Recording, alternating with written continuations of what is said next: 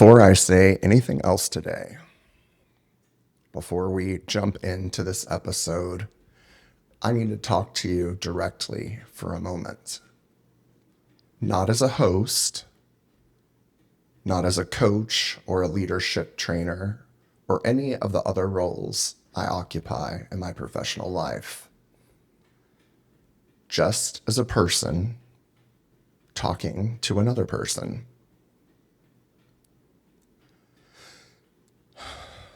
Today's episode is the most personal thing I have ever recorded. And I've recorded some personal things on this show. You know that. We've talked about cancer. We've talked about loss. We've talked about forgiveness and grief and death and the relationships that shape us. But today is different. Today, I'm going to read you a letter I wrote to myself, to the younger version of myself. And in that letter, I cover things I have never said out loud in a public space. Things I've carried with me for most of my life. Things that, until very recently, only one person on this earth knew about me. So I need to ask you something before we go any further. Are you in a good place to receive this? I mean that sincerely, not as a formality, but if you're in a vulnerable place right now, if you're in the middle of your own hard season, if certain topics have the power to pull you under today, it's okay to save this episode for another time. Come back to it when you're steadier. I'll still be here. This episode contains honest discussion of childhood sexual abuse, of shame, of what it feels like to grow up knowing that you are different and having no one safe to tell, of body image, and of the long, winding road to self-acceptance. If any of those topics are live wires for you right now, please take care of yourself first. That is not weakness. It's wisdom. For those of you who are staying, thank you. I mean that from the bottom of my heart. What I'm about to share took me the better part of a lifetime to be willing to say out loud. The fact that you're here, willing to sit in it with me, means more than I know how to express. I also want to say this. If anything in today's episode resonates with your own story, if you hear yourself in what I share, you are not alone. You've never been alone, even when it felt most like you were. And if today's episode stirs something up that you need support with, please reach out to someone you trust. A therapist, a friend, a crisis line if you need one.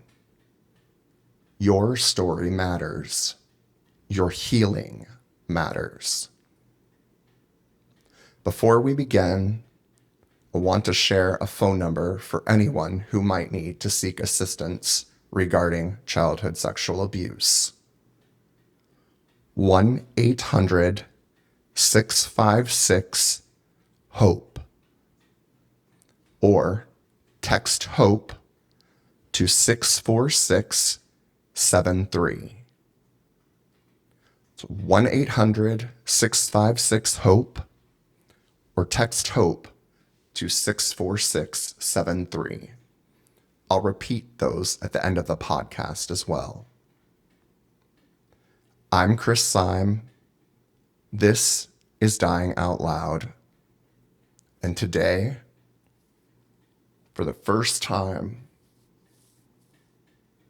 I'm telling the whole truth about who I am and where I came from.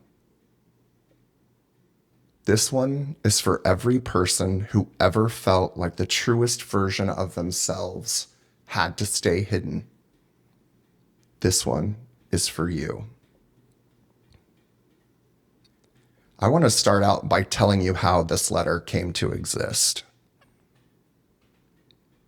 I've been doing a lot of writing lately. Letters mostly. It's become the way I process the big things. The things that are too layered for a conversation, too emotional for a bullet-pointed list, and too important to be left unsaid. I've written letters to my former best friend who wasn't there when I needed her the most. A letter to my work community, almost 800 people around the world who held me through my cancer journey in ways I am still trying to find adequate words for. I've written letters to my mother, my brother, my husband, my children, and all of the people I can think of in life who needed to hear my appreciation, my gratitude, and my love for them. And then, based on encouragement from my therapist and some of my closest friends, one day I sat down and I asked myself a question that I hadn't been brave enough to ask before. What would I say to myself? To the little boy that I was? To the teenager, the young man, the person who carried so much so quietly for so long? And once I asked it, once I really let myself sit with it, everything came up. All of it. The childhood that looked one way from the outside and felt completely different from the inside. The secrets, the loneliness, the confusion, the shame, and the survival. I want to give you some context before I read this letter, because some of what's in it deserves more than a cold introduction. I grew up knowing I was different. Not different in a way I could name or point to, just different in the way that certain children know before they have any framework for it, that the life they're going to live is not going to be the one that's being laid out in front of them. The one in the movies, the one in the church bulletin, the one that everyone around them seemed to be quietly expecting. I grew up in church, deep in church. The kind of church where the rules were clear and the consequences for breaking them were eternal.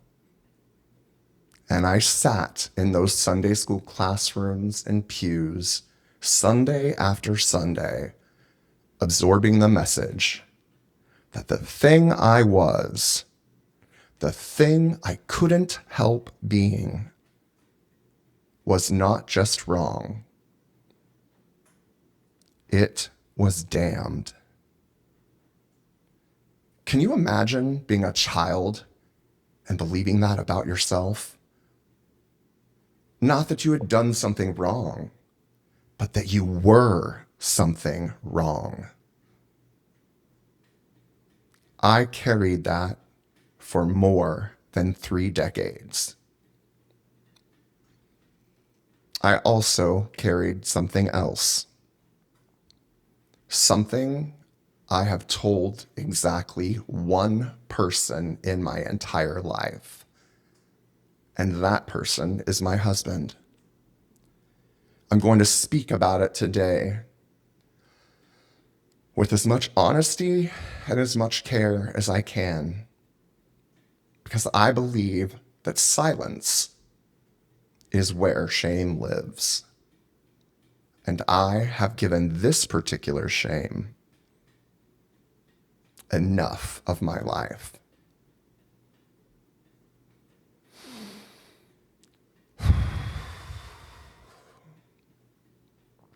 I was subjected to sexual abuse from the age of 4 until I was 16 years old. 12 years. I never told anyone. Not as a child, not as a teenager, not as a young adult. I built an entire life, a successful, full, purposeful life on top of that silence. And that silence became so much a part of me that I stopped noticing the weight of it until I started writing. I also grew up with ADD that went undiagnosed and unmedicated until college. That means I spent my entire childhood and adolescence feeling like my brain was fundamentally broken, like everyone else had access to some instruction manual for how to be a functional human, and my instruction book had never arrived. And I came out at 31, which means I spent 31 years, more than 3 decades, performing a version of myself that was real in every way except the most essential one. I'm telling you all of this not for sympathy. I'm telling you because this letter, the one I wrote to myself, the one I'm about to read, is only fully meaningful if you understand what the boy in that letter was actually carrying. He was carrying all of it, and he did it alone for the longest time. Before I read the letter, I want to talk for a few minutes about why I think this exercise of writing to your younger self is one of the most powerful things a person can do. We spend so much of our lives moving forward, and I believe in moving forward. I've built a career around helping people move forward through coaching, through leadership training, through the kind of honest conversation that creates real change. But forward motion without acknowledgement is just running. And at some point, if you don't stop and look at what you've been running from, it's going to catch you anyway. Usually at the worst possible moment. Usually in the form of something you didn't see coming. Writing to my younger self was not about living in the past. It was about finally turning around and facing it. About saying to the boy I was, I see you. I know what you went through. I know what it cost you. And I'm no longer going to pretend anymore that it didn't happen. There's something almost unbearably tender about the younger version of yourself. At least that's what I've found. When I think about 30, 40, 50-year-old Kris, the professional, the coach, the podcast host, I can be relatively objective. I can see my strengths and my blind spots. I can acknowledge growth without too much sentimentality. But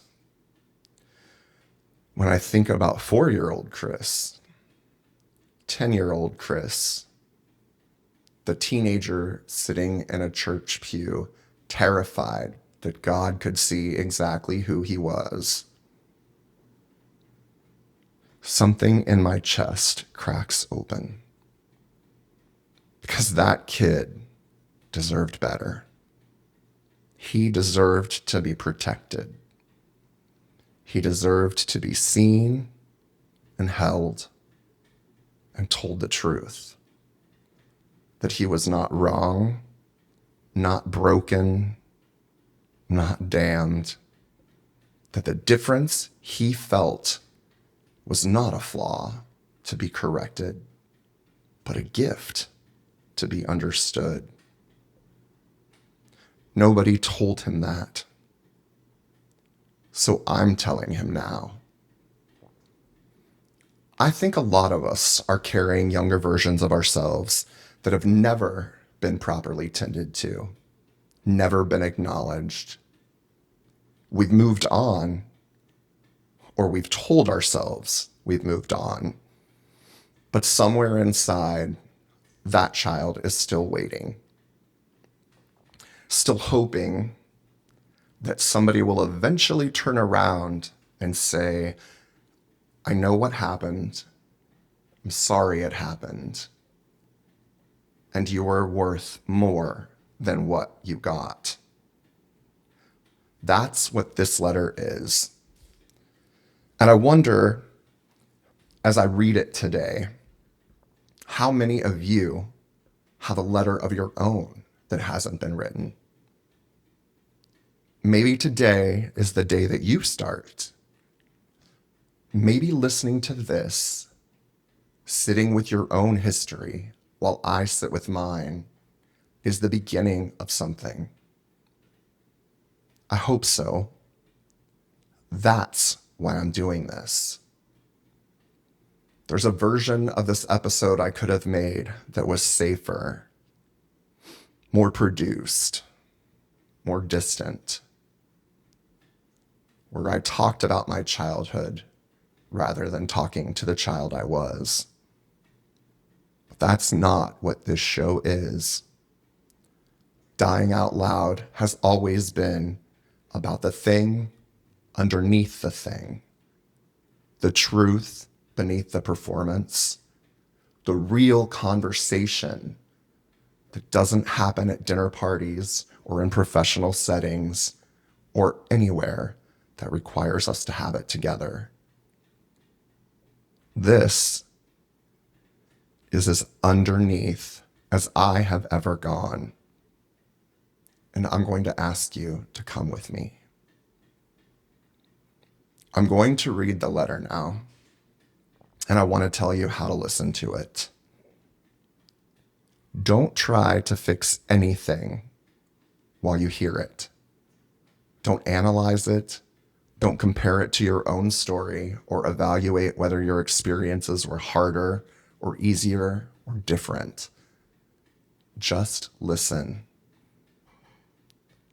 Listen the way you would listen to a friend who has finally, after years of holding something alone, decided to tell you the truth. With presence, with patience, and with the willingness to just simply be there. That's all I'm asking. There are parts of this letter that were very hard to write. There are parts of it I'm certain will be hard to read aloud. If I need a moment, If you hear me pause to collect myself, please know those pauses are real. I'm not performing emotion. This is just what the truth sounds like when it's finally allowed out of the room where you've been keeping it. The letter's called A Letter to Myself, from the man I became to the boy I was.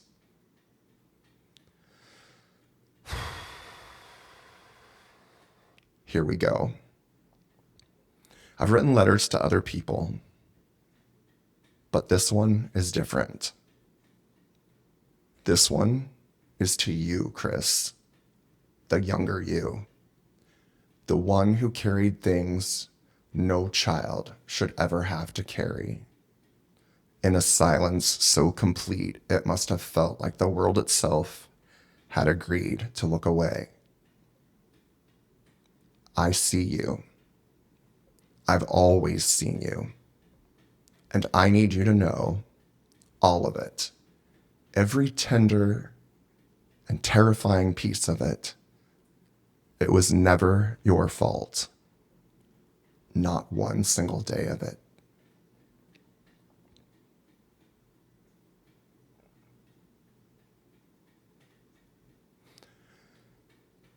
Dear Kris, you knew from the very beginning, didn't you?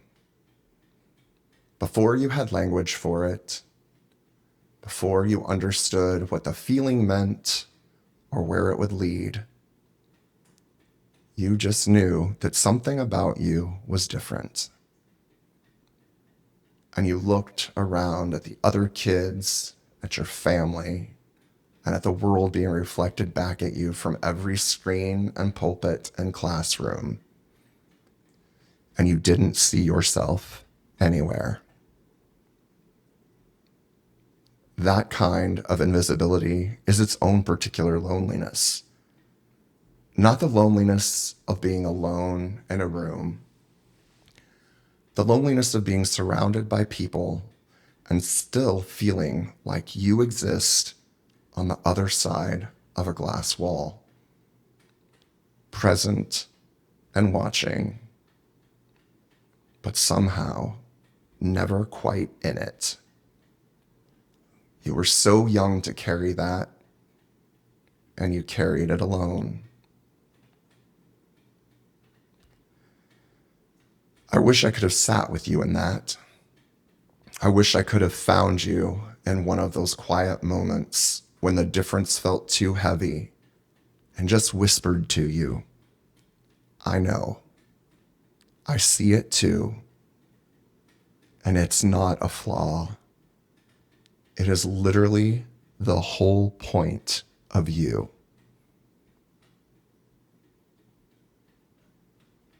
I'm going to say this next part very slowly, and I need you to hear every word. What happened to you was not your fault. From the time you were 4 years old, someone betrayed the most fundamental trust a child is owed. And it didn't happen once, happened across several years. 12 years of your childhood, stolen in pieces, in moments that no child should ever have to survive, let alone survive in silence. You told no one. You couldn't. And I understand why. That silence wasn't weakness. It was survival. You did what children do when the world gives them no safe place to put the unbearable. Carried it inside yourself, and yet you kept going. You got up every day, and you functioned, and you showed up, and you did what was required of you. Do you understand how extraordinary that is? Do you understand what it takes to be that young, that wounded, and still keep moving? You weren't broken by what happened to you. You bent. God, you bent, but you did not break. And I need you to know that the man I became, with all of his capacity for empathy and human understanding, with all of his ability to sit with other people in their pain without flinching, that man was forged, in part, in the fire of what you survived. That doesn't make it okay. It will never be okay. But it means that your suffering was not without meaning. I'm so sorry it happened. I'm so sorry that no one protected you. I'm so sorry that you had to protect yourself alone for so long. And I'm profoundly proud of you for surviving it. School should have been a refuge, or at least a place of belonging. Instead, it was yet another place to hide. You moved through those hallways carrying secrets that would have changed everything if they'd gotten out. The abuse, the difference, the dawning, terrifying awareness of who you were and who you were drawn to. You learned to perform normalcy the way other kids learned to ride bikes, out of necessity, with kind of a desperate focus because failing just wasn't an option. The loneliness of those years wasn't just social. It was existential. You were living a life that wasn't fully yours yet, in a body that had been violated, in a world that hadn't made space for you. That is an enormous ask of a child, of a teenager, of a young man still figuring out the shape of himself. I see every one of those years.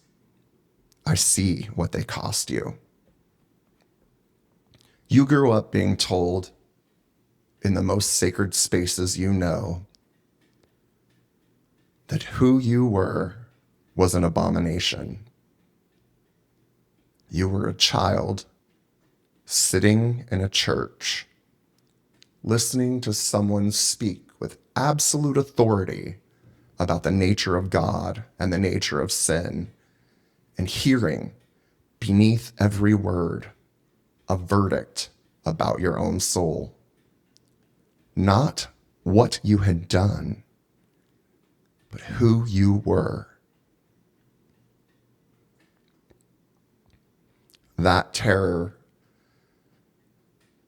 that was produced, that particular bone-deep terror of believing that your very existence was spiritually catastrophic.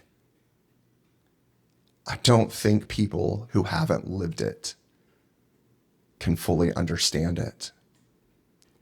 It doesn't just make you afraid of other people finding out. It makes you afraid of yourself. And still somewhere underneath all of the fear and the shame and the silence, the truth of who you were kept living, kept breathing, kept insisting. That truth was never a sin. It was never a flaw or something to be fixed or prayed away. It was you. And you were always, always worth fighting for. Your mind was never broken. The way your thoughts moved, fast and sideways and in 17 directions at once, that was not a deficiency. But without anyone to recognize it, without support or language or medication, it became one more way you felt like you were failing at something everyone else seemed to do effortlessly. You tried so hard. You have always tried so hard. And when you finally got the support you needed, something shifted. The relief of understanding, finally, why the wiring felt the way it did, of knowing it had a name, of knowing you were not the problem. You weren't. You never were. I forgive you. I forgive you completely, without reservation, without a single asterisk. You were not late. You were not a coward. You were a person who had been given every possible message by family, by church, by culture, by the silence of a world that didn't yet know how to hold you, that who you were was dangerous. 31 years of that is a long time, and still, you got there. You found your way to yourself. You opened the door and you walked through it, and you claimed the life that had always been waiting for you on the other side. I'm so glad you got there. I'm so glad you didn't give up on yourself before you found it. The mirror has never shown you what is actually there. I forgive you for the years you spent fighting your own reflection. I forgive you for the times the dysmorphia won, when it kept you from the photo, from the room, from the moment. That was not vanity or weakness. That was a wound looking for a place to land.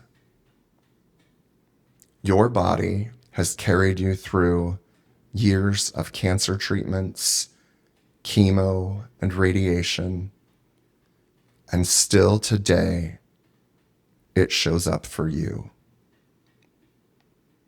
Be gentler with yourself. You have earned that gentleness. At 14 years old, carrying everything I've just named, all of it simultaneously, you went to work. You didn't wait for the world to become easier. You didn't wait until you felt healed or whole or ready. You showed up at 14 with a work ethic and a hunger and commitment that most adults will never find. What you built across the decades that followed, the career, the expertise, the reputation, and the relationships, none of that was handed to you.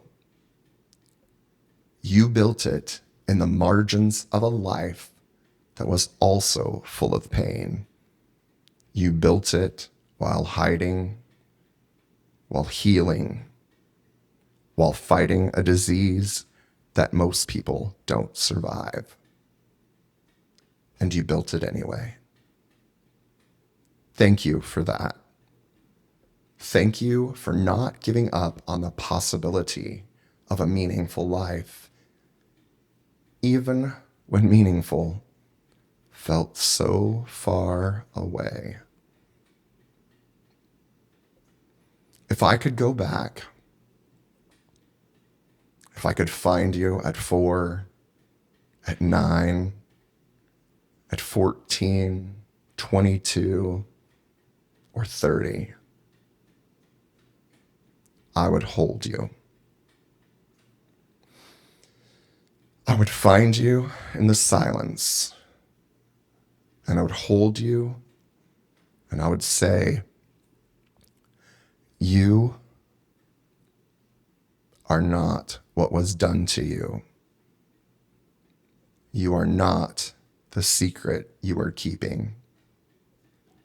You are not too much or too little or too different or too broken. You are exactly who you were supposed to be. And one day, I promise you this, you are going to change other people's lives just by being willing to tell the truth about yours. Keep going, Kris. You are always worth it. With every ounce of love I have, Kris, the man you became.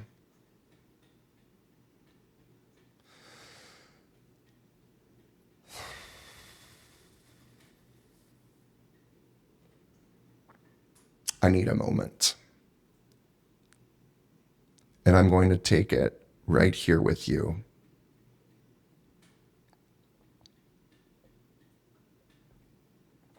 I've read that letter a few times now in private. And it still does something to me every single time. I want to talk about what just happened in that letter. Not to analyze it or intellectualize it, but because I think some of what I shared deserves a little more light before we close. On the abuse, I've never said those words publicly before.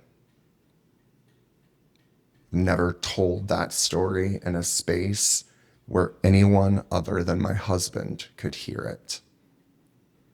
And I want to be honest with you about what it feels like to say it out loud. It feels terrifying. It feels a little like freedom. Weird that they can both exist at the same time. Because shame, and this is something I've learned the hard way, across decades of carrying it, shame needs secrecy to survive. It feeds on silence. It grows in the dark. And the moment you bring it into the light, the moment you say out loud in your own voice, this happened to me, and it was not my fault, something shifts. Not everything, not all at once. Healing is not a single moment. But something shifts. I want to speak directly to anyone listening right now who has their own version of this story, because I know you're out there. The statistics alone tell me you're out there. And I want you to hear this. You do not have to carry it the way I carried it, for as long as I carried it, in as much silence as I carried it. There are people who are trained to help you hold this. Therapists, counselors, support communities, people who will not flinch, people who will not look at you differently, people who understand that what happened to you is something that happened to you, not something that defines you, not something that determines your worth, and certainly not something you deserved. You deserved to be protected. And I'm so sorry if you weren't. I also want to say something about the church piece, because I know that one is complicated for a lot of people. I don't carry anger toward faith itself. I want to be clear about that. My relationship with spirituality is still a journey I'm working on, and it has evolved in ways that have actually given me pause as I strive for peace and solitude. But I do carry, and I think I'll always carry, a deep grief for the children who are still sitting in pews being told that who they are is a sin, that their love is wrong, that their soul is in danger simply because of who they are capable of loving. If you were one of those people, if you grew up in a space that told you your identity was incompatible with being loved by God, I want to offer you a different message. You are not too much. You are not an abomination. You are not a mistake. You are a human being, fully formed, fully worthy, fully deserving of love, divine and otherwise. And coming out at 31, I want to linger there for one more second, because I know I'm not the only one who took the long road. If you were still in the closet at whatever age, whatever circumstance, I'm not here to tell you what to do or when to do it. Your safety matters. Your timing is yours. But I want you to know the life on the other side of that door is real. And it is so worth it. The version of you that gets to be fully, finally, unapologetically yourself, that person is waiting. And they are worth every step it takes to get there. I started this episode by asking you if you were in a good place to receive it. I want to close by asking you something different. What are you carrying? That's not a rhetorical question. It's a real one. What is the thing or the things that you have been moving through life alongside quietly without ever fully turning to face them? What's the letter you haven't written yet? Because here's what I know. After 50 plus years of being alive and almost 6 years of fighting cancer and a lifetime of working with human beings in their most honest moments, the unexamined stuff doesn't go away. It goes underground. It shapes your choices and your relationships and your relationship with yourself in ways you don't always see until you're standing in the wreckage of something and trying to figure out where it went wrong. The work of looking at it, really looking at it with honesty and compassion and the willingness to feel what comes up. That work is hard. I will not pretend it isn't hard. But it is the most important work there is. More important than the job, more important than the reputation, more important than the image you present to the world. Because underneath all of that, underneath every role you play and hat you wear, and every version of yourself you perform for different audiences, there is just you, the original you, the one who was here before the titles and the accomplishments and the coping mechanisms. That person deserves your attention. That person deserves your compassion. That person, however wounded, however long they've been waiting, however much they've been told to be quiet and get on with it, that person deserves a letter. Write it. You don't have to share it with anyone. You don't have to read it on a podcast or post it anywhere or show it to a single soul. Write it for you. Write it to you. Go back and find the version of yourself that needed someone to show up. And show up for them. It's not too late. It's never too late. I want to close with something today that has been sitting with me since I finished writing that letter.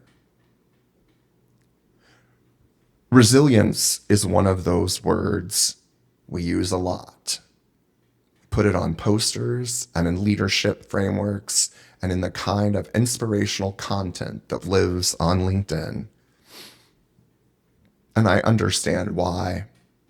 It's a real thing. It matters.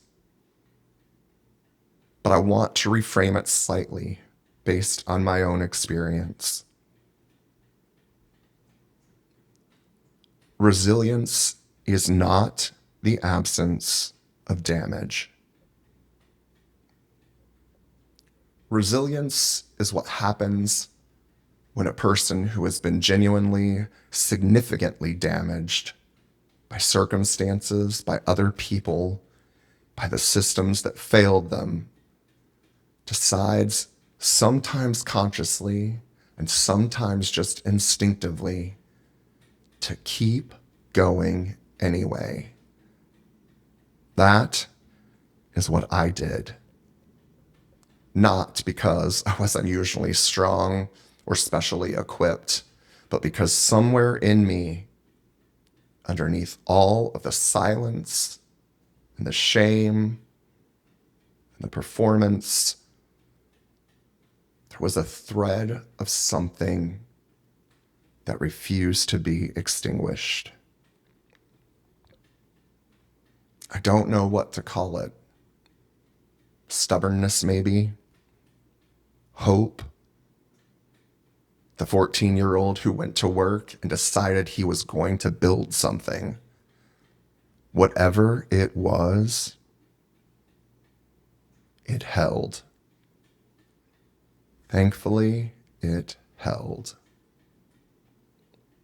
And if you were listening to this today, in the middle of your own survival, if you are in the part of the story where the thread feels thin and you're not sure it's going to hold, I want you to hear this.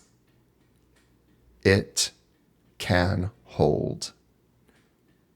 You can hold. Not because everything is going to be okay in the way we mean when we say that to comfort someone, but because you have more in you than you currently believe. Because the fact that you are here, that you pressed play on this episode, that you are still breathing and searching and reaching for something, that means something. It means everything. You are not the worst thing that happened to you. You are what survived it. And what survived it, what you are right now, exactly as you are, is worth honoring. Honor it. Honor yourself. I want to share that phone number with you again. 1-800-656-HOPE. Or text HOPE to 64673. I'm Kris Saim. This has been Dying Out Loud. If today's episode stirred something in you, if it cracked something open that needs tending, please reach out to someone, a therapist, a trusted friend, that crisis line if you need one. You do not have to process this alone. Resources are available and you deserve the support. If this episode moved you, share it with someone who needs it. Not because the numbers matter, but because somewhere out there is a person who has been waiting their whole life to hear that they are not alone in what they've carried. You can be the reason they hear it. Take care of yourselves and take care of each other. Live fully and honestly. And never, ever stop telling the truth about who you are. Until next time.